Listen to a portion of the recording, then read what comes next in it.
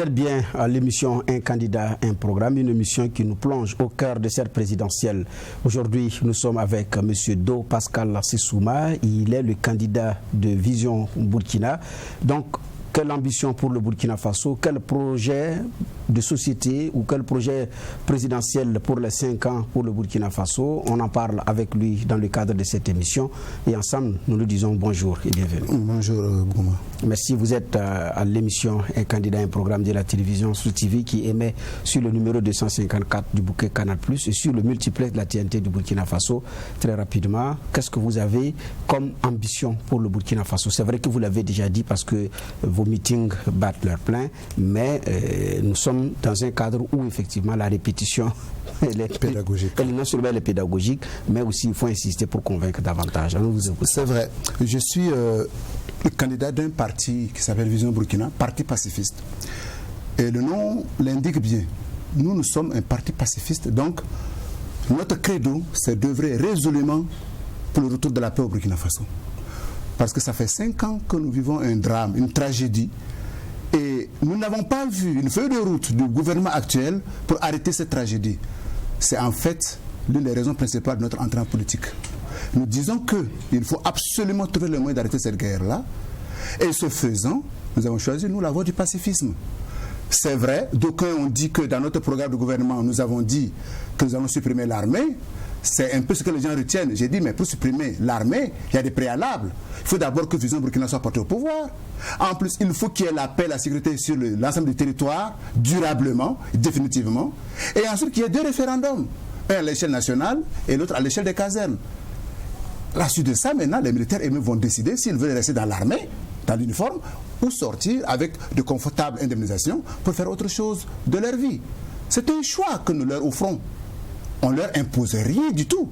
Et le peuple aussi sera appelé à se prononcer sur cette question ô combien importante. Donc ça dit que vous n'allez pas décider de façon péremptoire, mais ça va être c'est un processus. Un processus qui sera qui peut être long comme court. Ça dépendra donc de la vitesse à laquelle les Burkinabés eux-mêmes pourront se prononcer sur cette question-là. Mais ce n'est pas Do Pascal Sissouma qui va décider du jour au lendemain de dire l'armée burkinabé est supprimée. Cela n'est pas possible. Cela n'est pas possible, tout simplement. Alors vous dites pacifiste. Est-ce que vous imaginez véritablement un État sans armée, sans force qui encadre sur les questions sécuritaires? Il y a plus de 30 pays dans le monde qui n'ont pas d'armée, M. Bougouma, et n'ont jamais été attaqués par un autre pays. Et la sécurité intérieure? Et nous disons que le Burkina Faso a plus besoin de sécurité intérieure que de défense extérieure. Qu'est-ce que nous vivons aujourd'hui là? Ce n'est pas un pays étranger qui nous a attaqués. Ce n'est pas une armée d'un pays étranger qui a attaqué l'armée burkinabé.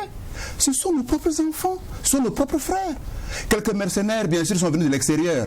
Mais la force des troupes là, le nombre de troupes là, c'est-à-dire les plus nombreux, ce sont des Burkinabés.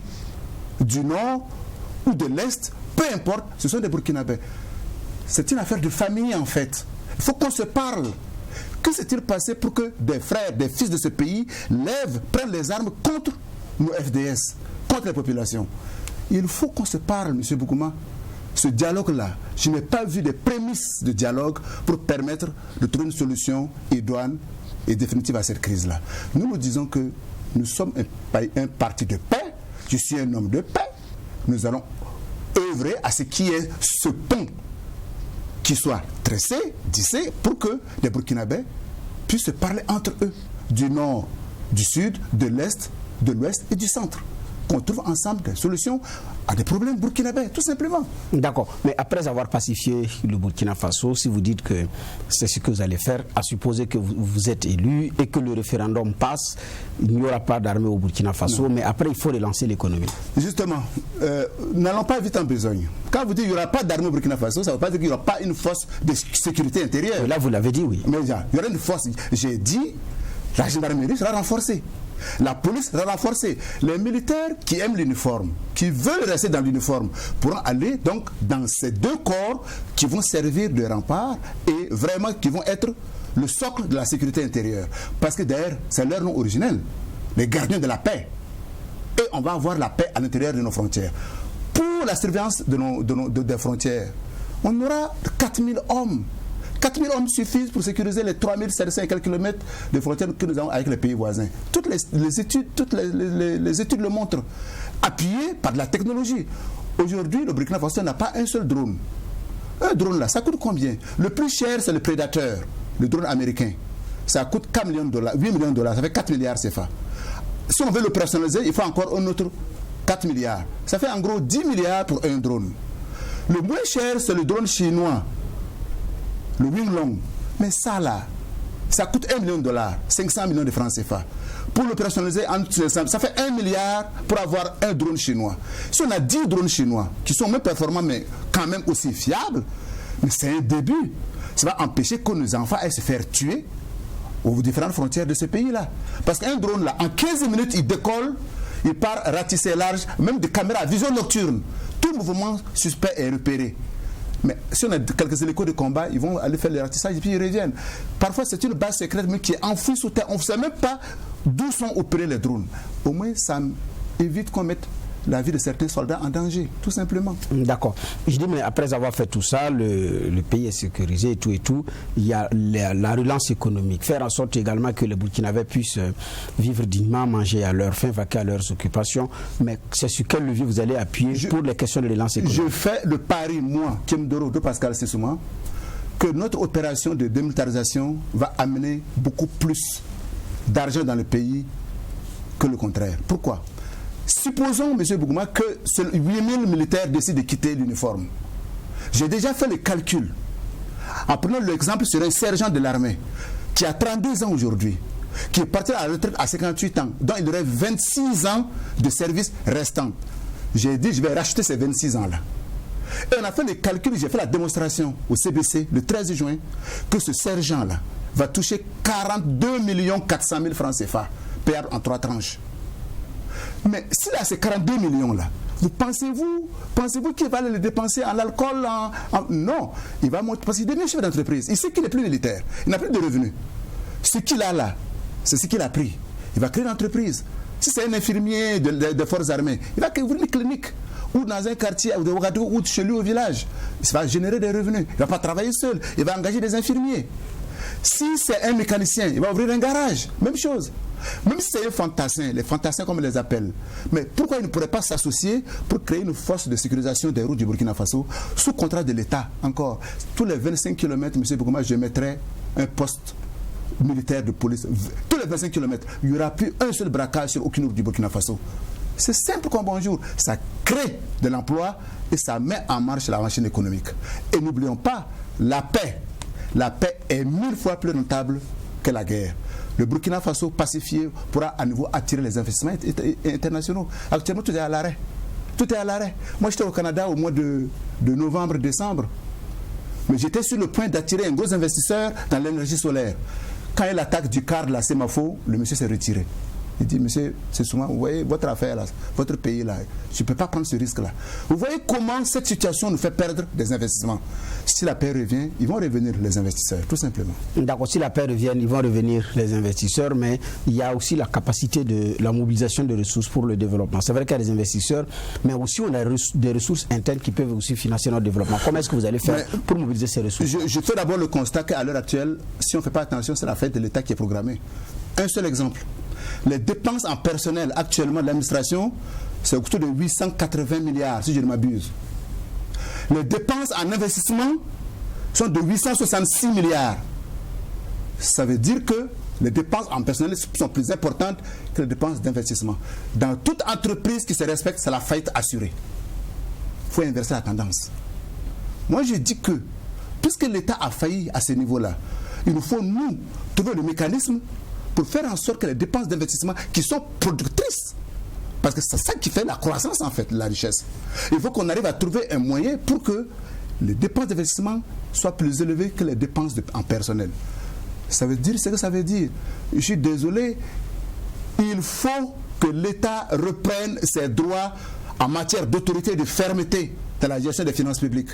Malheureusement, je constate que ceux qui sont aux affaires actuellement, certains d'entre eux sont devenus des pilleurs de la République. Mais justement, par rapport à la bonne gouvernance, comment est-ce que vous allez enclencher le mécanisme pour que ces pilleurs de la République arrêtent de piller? Je suis quelqu'un qui est très radical sur cette question, M. Bougouma. Je le dis, je le répète, je n'hésiterai pas à faire fusiller les grands pilleurs de la République. les grands voleurs de l'État. Quand vous dites fusiller, c'est physiquement, mais c'est avec... Mais dans tous les sens du terme. Monsieur Bougouma, je vais vous donner juste un exemple. Nous sommes un pays pauvre. Même l'eau là, il n'y en a pas dans certaines contrées de ce pays-là. C'est un pays sahélien. Dans ce pays pauvre, je le dis, je le répète, quelqu'un qui prend 1 million, je dis c'est du vol. 10 millions, c'est un détournement. 100 millions, monsieur Bougouma, c'est un crime. Mais 1 milliard, 2 milliards, 3 milliards, c'est plus qu'un crime, c'est un génocide. Et les génocidaires, dans tous les pays du monde, on les fusille. Et moi, je vous dis que si on en fusille un seul, tout s'arrêtera. Parce qu'on les a laissés. C'est parce qu'on les a laissés que ça continue. On ne peut pas se permettre que des gens, pendant que des femmes, on demande juste des ambulances pour amener des femmes dans les centres de santé pour mettre des enfants au monde. Elles meurent en route. Elles perdent leurs enfants en route avec elles. Et pendant ce temps, il y a des gens qui sont permis de prendre notre argent pour aller à l'extérieur. Vous allez rétablir la peine de mort parce que la peine de mort Monsieur Bougouma, je vous dis de remettre ce que vous avez pris. Si vous remettez, on ne vous fera rien. Mais si vous ne remettez pas, si vous savez qu'on va vous fusiller si vous ne remettez pas, si vous ne remettez pas, c'est que vous voulez mourir. Ne dites pas qu'on vous a tué. Vous avez voulu mourir. C'est un suicide. Or, le suicide est légal dans tous les pays du monde, même en Corée du Nord. Alors, autre point de votre programme, vous avez dit que si vous prenez le pouvoir, c'est Gilbert Bonkongo que vous allez faire. Il y a eu beaucoup de commentaires là-dessus. Non. Il y a une déformation de mes propos. Est-ce que vous pouvez préciser? J'explique. Oui. J'ai dit exactement ceci. Oui. Je suis candidat en 2020 pour le compte de l'Ouest du Burkina Faso. Je suis de l'Ouest. Si Vision Burkina est porté au pouvoir, moi je ne ferai pas un rétropédalage pour dire en 2030 on va remettre les compteurs à zéro. Non. On connaît que c'est le mandat de l'Ouest au nom de la rotation des pouvoirs d'État. Vous allez le mandat de l'Ouest qui est en cours. Oui. En 2030, si Mme Gilbert Bonkongo devient militante de Vision Burkina, nous pourrions la proposer, nous, comme candidate pour le centre, parce qu'elle est Moira. Parce que tous les candidats seront vous allez faire un système absolument de rotation du pouvoir. Et c'est dans ce cadre-là que j'ai dit en 2030, si elle est candidate, si elle est membre de Vision Burkina, elle pourrait être présentée comme notre candidate à l'élection présidentielle en 2030. Les gens ont déformé les propos, mais en fait, c'est ça qui est la réalité. Comment pensez-vous que je peux dire que Gilbert Bonkongo est candidat alors que moi je suis candidat? Non, c'est pas possible. Parce que la rotation du pouvoir, je crois fermement que ça va amener une certaine cohésion sociale et un apaisement de tous les cœurs de ce pays-là, parce qu'en réalité, ce que nous vivons là, parce qu'il y a un sentiment d'exclusion qui est là, auquel il faut absolument mettre fin. Alors, tous les moyens. Alors, mais il y a aussi les questions de la réconciliation nationale, qui est aussi un gros point au niveau du Burkina. Il y a des gens qui, comme vous l'avez dit, qui ne se parlent pas. Comment est-ce que véritablement réconcilier les Burkinabés? Il y a deux niveaux, il y a plusieurs niveaux à ce niveau, il y a deux dimensions à ce niveau-là. Oui. Et réconciliation nationale au niveau des populations, ça c'est une question de confiance mutuelle. Et ça, c'est de la responsabilité de l'État et de l'administration. C'est vrai, je l'ai dit, je le répète, mon vœu le plus ardent, le plus cher, est de faire en sorte que les populations qui étaient à Yirgou, c'est un exemple que je donne, avant le drame qu'on a connu, puissent se retrouver et revivre en paix comme elles vivaient auparavant. C'est mon vœu le plus cher. Ça, c'est au niveau de la dimension humaine, au niveau sociétal. Je fais vous pensez également à la dimension politique. Blaise Compaoré, Yacouba Isaac Zida et tous ces exilés. Moi, j'ai été un exilé, M. Bougouma. Je sais ce que c'est de vivre loin de son pays. C'est très difficile. Et je suis certain que là où ils sont là, leur vœu le plus cher, c'est de rentrer au Burkina Faso. Moi, je dis Blaise Compaoré là. Vous savez, je vais vous dire une chose. Moi, j'étais plus proche de Sankara que de Blaise Compaoré. Sankara, j'ai causé avec vous, comme nous sommes en train de causer, plusieurs fois. Blaise Compaoré, je n'avais jamais l'occasion de le rencontrer jusqu'à ce que je quitte le Burkina Faso pour mon exil. Moi, je souhaite honnêtement que les gens arrêtent vraiment on en a fait un démon. S'il vous plaît, ce monsieur a dirigé ce pays pendant 27 ans. Et pendant 27 ans, pendant que les autres pays étaient quelque part en difficulté, il nous a protégés. Peu importe comment il a fait. Moi, je retiens que sous Blaise Compaoré, on n'était pas attaqué. Je retiens ça. Moi, c'est les faits. Je vois le résultat. Peu importe comment il a fait. Pour ça, là, moi, je le respecte. Donc, vous allez faire tout pour que ceux qui sont pas... Je parlerai à Blaise Compaoré et je parlerai éventuellement à Yacouba Isaac Zida. Éventuellement. Mais ce qui est sûr, on est tous burkinabés. Il faut plus que 2 mains pour bâtir une nation. Il faut plusieurs mains. Ils sont burkinabés, jusqu'à preuve du contraire. S'ils pensent être utiles, alors je leur tendrai la main, tout simplement. Alors, vous leur tendrez tout la main. La main, tout simplement, c'est la fin de notre entretien. Juste en 15 secondes, pourquoi on devrait voter pour vous? Juste en 15 secondes, et puis c'est la conclusion. Je suis un candidat atypique. Un programme atypique, une ambition atypique pour un projet de société atypique. Et il n'y a aucun autre parti, aucun autre candidat n'a un programme comme celui de Vision Burkina, comme celui de son candidat, Kimdorodo Pascal Sessouma. D'accord. Merci. C'est la fin également de cet entretien. Nous vous disons merci d'être venu. Merci également à toutes celles et à tous ceux qui nous suivent sur Free TV. C'est la fin de ce rendez-vous avec Do Pascal Sessouma. Rendez-vous avec un autre candidat et c'est demain. Merci, au revoir.